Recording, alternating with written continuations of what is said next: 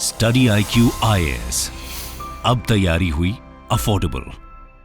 नमस्कार दोस्तों कर्नाटका के अंदर कांग्रेस के एक मेंबर ऑफ पार्लियामेंट हैं DK सुरेश। उनके द्वारा एक ऐसा स्टेटमेंट दिया गया है जिसकी वजह से एक बहुत बड़ी कंट्रोवर्सी हो गई है। ये आप देख सकते हो, Congress MP DK Suresh suggest separate south nation over physical injustice. मतलब उनका कहना है कि कर्नाटका को कम फंड मिलता है तो हमें साउथ के जो स्टेट्स हैं, जो साउथ के राज्य हैं, उनको एक अलग देश की मांग कर लेनी चाहिए। मैं आपको बता दूं कि कर्नाटका के जो डेप्यूटी चीफ मिनिस्टर हैं DK Shiv Kumar, I am sure उनका नाम आपने सुना होगा, वो कर्नाटका के कांग्रेस स्टेट प्रेसिडेंट भी हैं। उन्हीं के भाई हैं DK सुरेश, उनके द्वारा यह बोला गया है। तो इसके बारे में थोड़ा सा देखेंगे कि एग्जैक्टली वो क्या कह रहे हैं। इनफैक्ट उन्होंने फाइनेंस कमीशन को लेकर सवाल उठाए, फिर इसके अलावा कल जो बजट आया उसको लेकर सवाल उठा गए। तो क्या क्या चीजें हुई हैं, काफी कुछ आपको जानने को मिलेगा। चलिए आगे बढ़ते हैं, लेकिन उससे पहले ध्यान रखिएगा दोस्तों, आप में से जो भी लोग UPSC की तैयारी कर रहे हैं, आप हमारे फाउंडेशन बैच को ले सकते हैं, क्योंकि हमारा ये जो फाउंडेशन बैच है उसमें UPSC की कंप्लीट प्रिपरेशन कराई जाती है। जब मैं कंप्लीट कहता हूं तो प्रीलिम्स, मेंस, इंटरव्यू सब कुछ कराया जाता है। इसमें आपको पर्सनल मेंटर भी अलॉट होता है, एक नंबर दिया जाएगा जिससे आप हमेशा कनेक्ट हो सकते हैं। कोई भी डाउट हो आप उनसे पूछ पाओगे। और इसके अलावा अगर आप UPSC का प्रीलिम्स दे रहे हैं इस साल तो हमारा SIP प्लस ज्वाइन कर सकते हैं। अगेन यूज करिएगा कोड अंकित लाइव, कमेंट सेक्शन में सभी के लिंक दिए हुए हैं ताकि आपको मैक्सिमम डिस्काउंट मिल जाए। और इसके साथ साथ अगर आप MCQs अटेम्प्ट करना चाहते हैं तो मेरे इंस्टा पेज पर जा सकते हैं, वहां पर स्टोरीज में जितने भी MCQs हैं उसको आप अटेम्प्ट कर पाएंगे।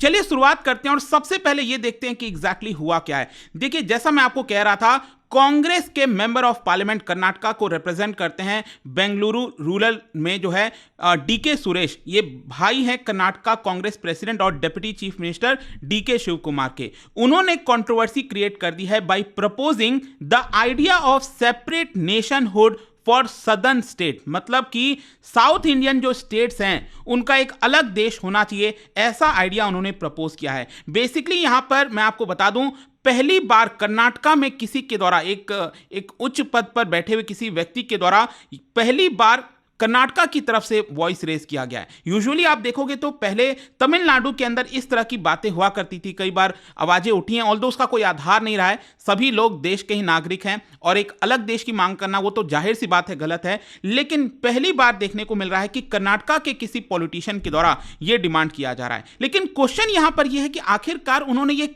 कहा क्यों, क्या प्रॉब्लम है। देखो, उनका बेसिकली रिस्पांस था यूनियन बजट को लेकर। कल निर्मला सीतारमण जी ने जो यूनियन बजट प्रेजेंट किया है, इंटरिम बजट पेश किया है, उसको लेकर उन्होंने सवाल उठाया और यह कहा कि जो भी टैक्स कलेक्ट किया जाता है साउथ इंडिया से, मतलब कि साउथ में जो राज्य हैं जैसे तमिलनाडु हो गया, कर्नाटका हो गया, तो वहां से जो टैक्स कलेक्ट होता है वो बेसिकली नॉर्थ इंडिया में डिस्ट्रीब्यूट कर दिया जाता है, ऐसा उनका इल्जाम है। और इसकी वजह से सदर्न स्टेट्स को उनका जो हक है, जो उनका हक मिलना चाहिए, वो भी नहीं मिल पाता। और इसके साथ साथ देखिए, उन्होंने कहा southern states will be forced to demand for a separate nation if the injustice was not rectified।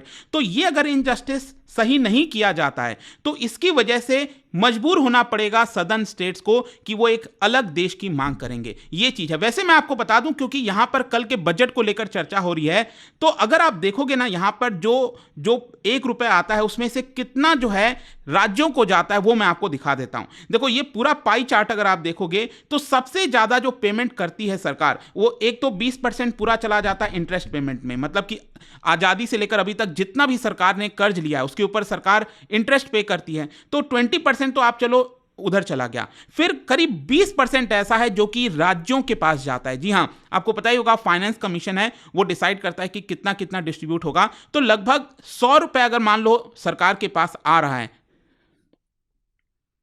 या फिर सेंट्रल गवर्नमेंट ₹100 खर्च कर रही है, उसमें से ₹20 डायरेक्टली राज्यों को दे दिया जाता है, अलग अलग प्रोपोर्शन के हिसाब से, वो भी मैं आपको आगे बताऊंगा। फिर इसके अलावा आपको पता है कि कई सारे स्कीम्स चलाए जाते हैं, जैसे सेंट्रल सेक्टर स्कीम हो गया, सेंट्रली स्पॉन्सर्ड स्कीम हो गया। अब सेंट्रल सेक्टर स्कीम में लगभग 16% चला जाता है। और मैं आपको बता दूं कि सेंट्रल सेक्टर स्कीम वो स्कीम होते हैं जहां पर 100% पैसा सेंट्रल गवर्नमेंट पे करती है, और जो सेंट्रली स्पॉन्सर्ड स्कीम होते हैं ये 8% है और इसमें एक प्रोपोर्शन में पे करती है। जैसे 60% अगर सेंटर कर रही है तो 40% जो राज्य हैं वो अपनी तरफ से कंट्रीब्यूट करते हैं। इसके अलावा भी अगर आप देखोगे तो यहां पर फाइनेंस कमीशन के द्वारा जो ग्रांट्स वगैरह बोले जाते हैं, मतलब कि जस्ट ऐसे ही थोड़ा सा एक्स्ट्रा पैसा दे दिया जाता है किसी भी राज्य को, तो उसमें भी लगभग आप देख सकते हो 8% चला जाता है। तो ये सभी जो मैंने आपको गिनाए ये एक्चुअली राज्यों के पास जाता है। खैर यहां पर आप देख सकते हो जो डीके सुरेश हैं उन्होंने बोला कि कर्नाटका की तरफ से लगभग 4 लाख करोड़ का जो टैक्सेस है और जो कस्टम ड्यूटी है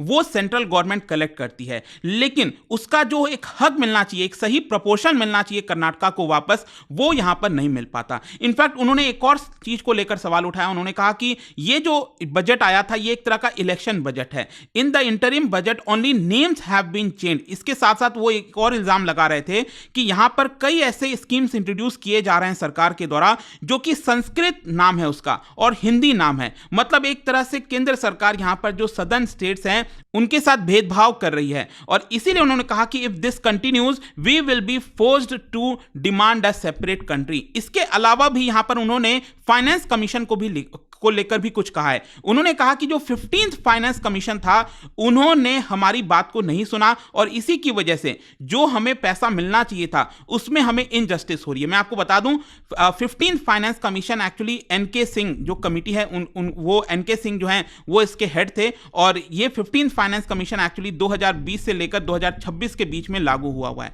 लेकिन यहां पर उन्होंने ये कहा कि मैं आशा करता हूं कि जो 16th फाइनेंस कमीशन है वो हमारे प्रॉब्लम्स को सुनेगा। तो इसको लेकर भी मैं आपको बता दूं कि 16 फाइनेंस कमीशन ऑलरेडी सरकार ने गठन कर दिया इसका, और ये है क्या मैं आपको बताता हूं। देखो 16 फाइनेंस कमीशन का जो रिकमेंडेशन होगा वो 1 अप्रैल 2026 से लेकर 31 मार्च 2031 तक जो है अप्लाई किया जाएगा। और ये कमीशन क्या करता है, ये कॉन्स्टिट्यूशनल बॉडी है, ध्यान रखना है आपको। ये कमीशन का काम ये होता है कि जो भी पैसा केंद्र सरकार के पास आ रहा है वो पैसा किस तरह से राज्यों में डिस्ट्रीब्यूट होगा, कितना राज्यों के पास जाएगा और कितना सेंटर के पास जाएगा, एक तो इस चीज को लेकर डिसाइड होता है। फिर दूसरा ये होता है कि अपने अलग अलग राज्यों में कितना डिस्ट्रीब्यूट होगा। मान लो अगर मैं कहता हूं कि 100 रुपए है, 100 रुपए में से अगर मान लो इन्होंने कह दिया फाइनेंस कमीशन ने कि 60 रुपए केंद्र सरकार के पास जाएगा और 40 रुपए राज्यों के पास जाएगा, तो ये जो 40 रुपए राज्यों के पास जा रहा है, कौन से राज्य को इसमें से कितना मिलेगा? उत्तर प्रदेश को क्या इसमें से 10 मिलेगा, क्या दिल्ली को यहां पर 5 मिलेगा,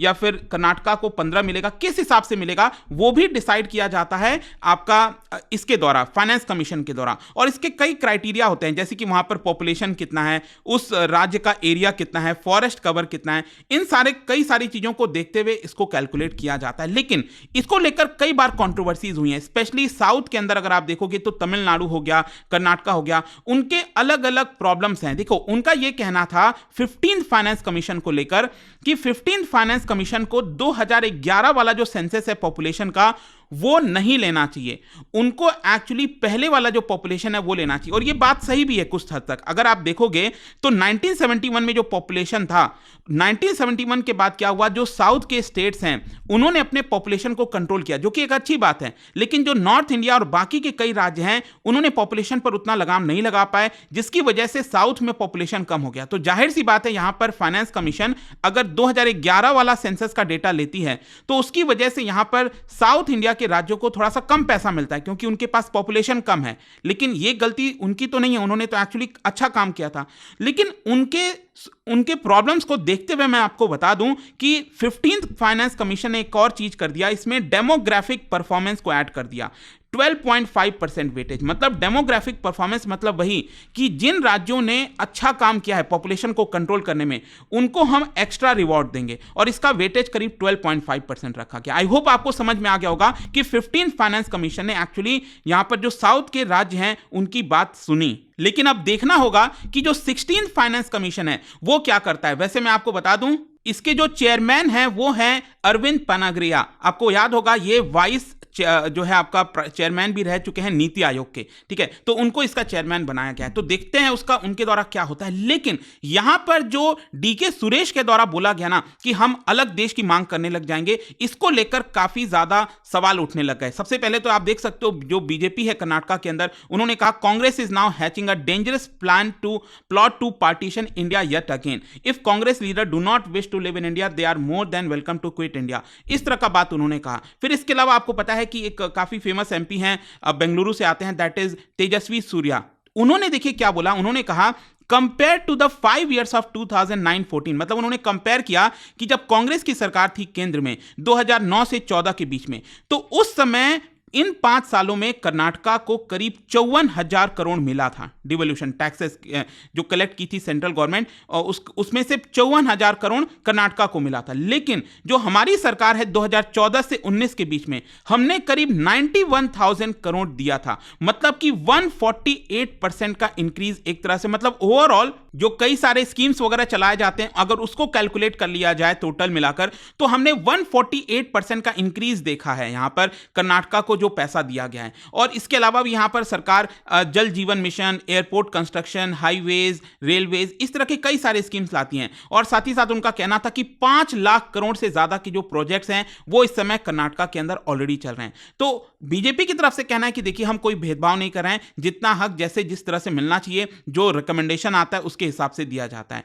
लेकिन मैं आपको बता दूं, जब इसको लेकर कंट्रोवर्सी बढ़ने लगी तो यहां पर जो वही कांग्रेस के जो लीडर थे, एमपी हैं डीके सुरेश, उनकी तरफ से यहां पर क्लैरिफिकेशन आया। उन्होंने सबसे पहले बोला I am a proud Indian and a proud Canadian, तो वो क्लैरिफाई कर रहे थे कि देखिए मैं एक प्राउड इंडियन हूं, और साथ ही साथ उन्होंने फिर से इस चीज को कहा कि फिर भी हमारे साथ फंड्स को लेकर, जो फंड्स डिस्ट्रीब्यूशन होता है उसमें हमारे साथ इनजस्टिस किया जाता है। उन्होंने फिर इस चीज को दोहराया कि देखिए हम जीएसटी कंट्रीब्यूशन के मामले में सेकंड नंबर पर आते हैं। सबसे पहला है, आपको पता है, महाराष्ट्र से सबसे ज्यादा जीएसटी आता है, तो उनका कहना था कि हम सेकंड नंबर पर यहां पर आते हैं। फिर जो सेंट्रल गवर्नमेंट है वो कर्नाटका और सदर्न स्टेट्स के साथ भेदभाव करती है, क्योंकि अगर आप गुजरात का देखोगे तो वहां पर 51% का हाइक हुआ है उनको जो मिलता है पैसा, तो हमारे साथ यहां पर ये भेदभाव हो रहा है, वो इस चीज को लेकर कह रहे थे। इसके साथ साथ उनके भाई that is deputy chief minister D K Shiv Kumar से भी ये सवाल पूछा गया कि आपका क्या कहना है उसको लेकर, तो देखिए उन्होंने कहा कि जो डीके सुरेश हैं वो सिर्फ अपनी बात नहीं बल्कि जो आम नागरिक की जो बात है, कर्नाटका के अंदर जो आम नागरिक रहता है उनकी भी बात वो कर रहे थे एक तरह से। उन्होंने कहा कि there has to be a balance, the entire country is one, you can not only look at the Hindi belt, in this budget there is no equal distribution of income. लेकिन साथ साथ उन्होंने ये भी चीज कहा, but the entire country is one, we are Indians, India should be united, ऐसा उनका कहना था। लेकिन मैं आपको बता दूं, ये चीज जब कर्नाटका के चीफ मिनिस्टर सिद्धारमैया से पूछा गया तो देखिए उन्होंने थोड़ा सा हार्श स्टैंस लिया। उन्होंने कहा कि देखिए one can not ask for separate nation for all this. उन्होंने कहा कि जहां पर भी फेडरल सिस्टम होता है, जहां पर राज्य होते हैं, वहां पर आप अलग देश का डिमांड नहीं कर सकते। हां, अगर आपको अपना हक चाहिए आप उसकी डिमांड कर सकते हो कि हमें ज्यादा फंड चाहिए, फंड हमें नहीं मिल रहा है, लेकिन आप ये नहीं कह सकते कि हमें अलग देश बनाना होगा। तो ये टफ स्टैंड लिया गया था एक्चुअली कर्नाटका के चीफ मिनिस्टर सिद्धारमैया के द्वारा। बट आई होप कि इस वीडियो में आपको पूरा जो इशू है ओवरऑल वो अच्छे से समझ में आ गया होगा। आपका क्या कहना है दोस्तों इसको लेकर डेफिनेटली कहिए। लेकिन हाँ, ये बात तो तय, इसमें कोई डाउट भी नहीं है कि देश एक है, यहां पर कोई भी पर्सन, कोई भी राज्य अलग देश का तो डिमांड कर ही नहीं सकता। ये काफी गलत होगा। यहां पर आपको अगर लगता है इनजस्टिस हो रहा है तो आप सही तरीके से उस चीज को उठा सकते हैं, केंद्र से गुहार कर सकते हैं, आप प्रोटेस्ट कर सकते हैं, लेकिन अलग देश का डिमांड करना ऑब्वियस सी बात है, ये एक बहुत बड़ा कंट्रोवर्सी क्रिएट करने वाला चीज है। खैर, जाने से पहले एक इंटरेस्टिंग क्वेश्चन, क्या बता सकते हो इनमें से कौन से देश में which countries follow the unitary system of government, कहां पर इन चारों में आपको बताना है। इसका राइट आंसर आप सबको पता है, मेरे इंस्टाग्राम पर तो मिलेगा ही, वहां पर अगर आप नहीं हो कोई बात नहीं, टेलीग्राम से ले सकते हैं इसका सही उत्तर। मैं कई सारे जो एमसीक्यूज हैं वो यहां पर स्टोरीज में डालता रहता हूं। अगर आपको पीडीएफ चाहिए तो टेलीग्राम पर आइए, अलग अलग सोशल मीडिया पर आप जुड़ पाओगे। और जैसा मैंने आपको बताया, अगर आप यूपीएससी की तैयारी कर रहे हैं, कोई भी बैच चाहते हैं, you can just use this code Ankit live, ताकि आपको मैक्सिमम डिस्काउंट मिल जाए। आई होप कि वीडियो आपको पसंद आया होगा। मिलता हूं आपसे next time. Till then, thank you very much, see you soon. Study IQ IAS, अब तैयारी हुई अफोर्डेबल।